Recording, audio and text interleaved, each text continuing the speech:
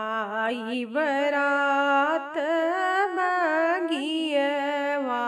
में बगिया के आरी पासे बगिया के आरी पासे अरे भागे हैं बाबा हो कवने रम कोठरिया के भीतर अरे भागे हैं बाबा हो कवने रम कोठरिया के भीतर ठाढ़ी जगावई कवनी बेटी के बाबा सोए के बाबा सोए बाबा समधि बगियवा में ठाढ़ निदिया कैसे आवई हो बाबा समधि बगियवा में ठाढ़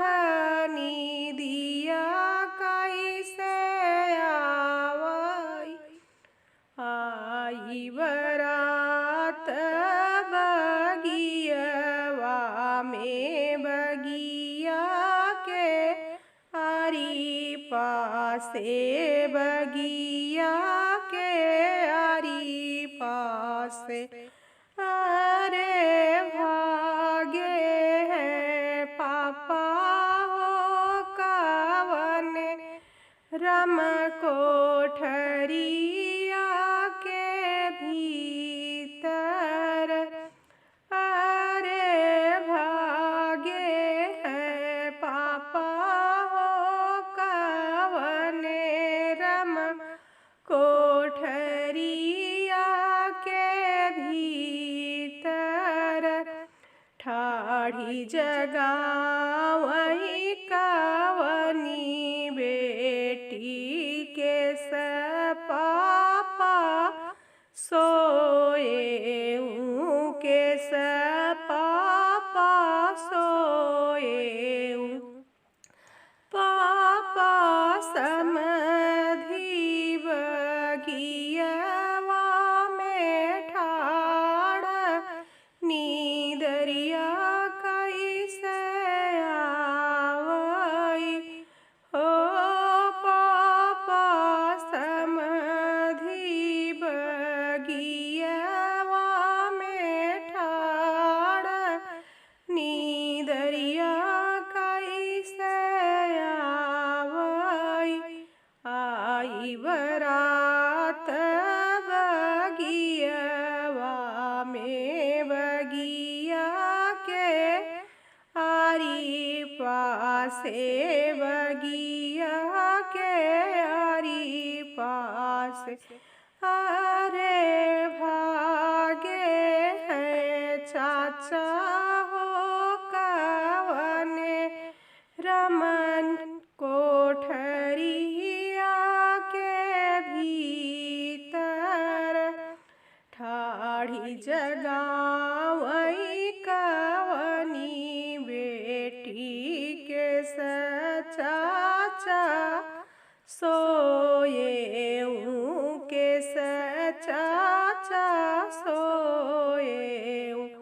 चाचा समधि बगियवा में ठाढ़ निदिया कैसे आवई हो चाचा समधि बगियवा में ठाढ़ निदिया कैसे आवई आई बरात दुअरवा पे मड़वा के आरी पासे मड़ से अरे भागे हैं भैया हो कवने रम महलिया के भीतर अरे भागे हैं भैया हो कवने रम महलिया के भीतर ठाढ़ी जगह वही कवन